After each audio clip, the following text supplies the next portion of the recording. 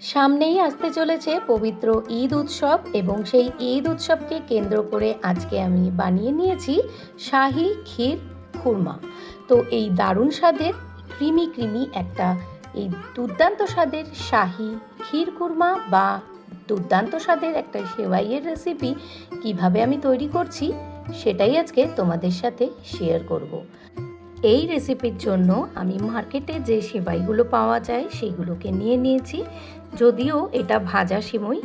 আর এর জন্য নিয়েছি বেশ কিছুটা ড্রাই ফ্রুট। এখানে নিয়েছি কাজু বাদাম, সেটা কুচিয়ে নিয়েছি, আর নিয়েছি আমন্ড কুচি, আর নিয়েছি পেস্তা কুচি। আর এই যে সেমাইগুলো, এটা দোকান থেকে কিন্তু বলেইছে ফ্রাই করা, কিন্তু আমি রান্নাটা অন্যভাবে করব। রান্নাটা শুরু করার জন্য প্রথমে 5 থেকে 6টা এলাচ আমি শুকনো খোলায় ভেজে নিয়েছি। ওটাকে তুলে নিয়ে তারপর এখানে 1 টেবিল স্পুন মতন ঘি ব্যবহার করেছি। এরপর ড্রাই যে ফ্রুটগুলো ছিল সেগুলোকে খুব ভালোভাবে গ্যাসের ফ্লেম কমিয়ে দিয়ে একদম লো আঁচে খুব সুন্দরভাবে ভেজে নেব। এই শাহী ক্ষীর খুরমা বা দুর্দান্ত স্বাদের এই সেমাইয়ের এই রেসিপিটি ঈদের দিনে বানিয়ে নিতে পারো।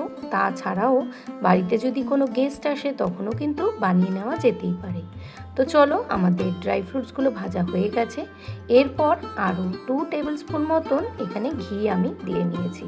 ঘিটা হালকা গরম হয়ে যাওয়ার পর যে সেমাইটা আমি নিয়েছিলাম, এখানে তার পরিমাণ রয়েছে 100 গ্রাম।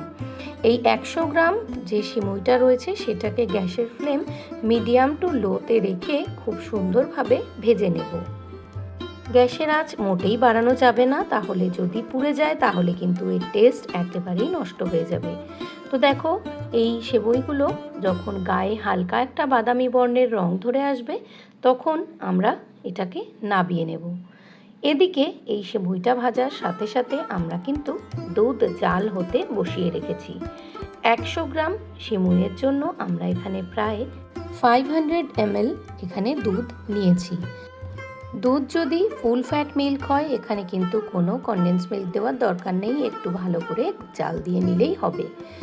আর এই রান্নাটার জন্য লাগবে আমাদের চিনি নিয়েছি প্রায় 100 গ্রামের থেকে সামান্য একটু কম। চিনিটা আমরা শুকনো কড়াইতে দিয়ে সামান্য হাফ কাপ মতন জল দিয়ে মেল্ট হতে দিয়েছি। এটাকে আমরা ক্যারামেল করে নেব। খুব সুন্দরভাবে এখানে মেল্ট হয়ে গেছে, দেখতেই পাচ্ছ। গ্যাসের ফ্লেম মিডিয়াম টু লোতে রেখেই কিন্তু এই চিনিটাকে ক্যারামেলাইজড করতে হবে। তারপর গ্যাসের ফ্লেম একদম কমে রেখে আগে থেকে আমাদের ভালো করে জাল দিয়ে রাখা দুধটা ধীরে ধীরে দিতে হবে। একবারে কিন্তু এখানে দেওয়া যাবে না, তাহলে কিন্তু কড়া থেকে উপচে একটা বিপদ ঘটতে পারে। গ্যাসের ফ্লেম একেবারেই কমে রেখেই কিন্তু এখানে দুধটা অ্যাড করতে হবে।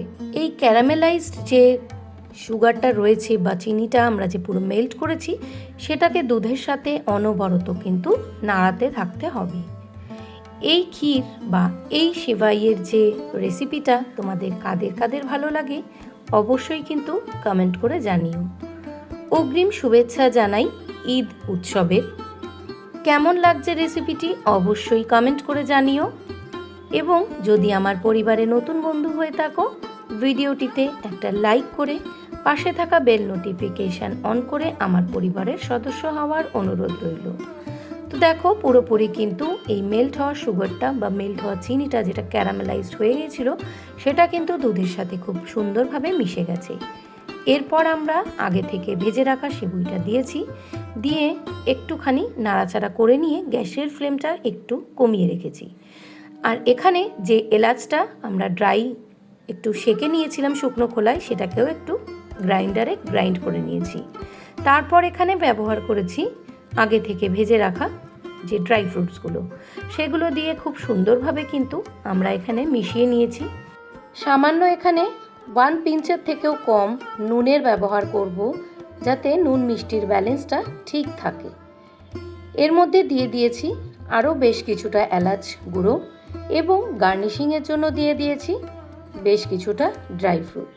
পুরোপুরি তৈরি আমাদের এই শাহী ক্ষীর খুরমা বা অথেন্টিক স্টাইলের এই সেমাইয়ের রেসিপিটি। কেমন লেগেছে অবশ্যই জানিও। ততক্ষণ পর্যন্ত সকলে ভালো থেকো। আবারও আসবো নতুন রেসিপি।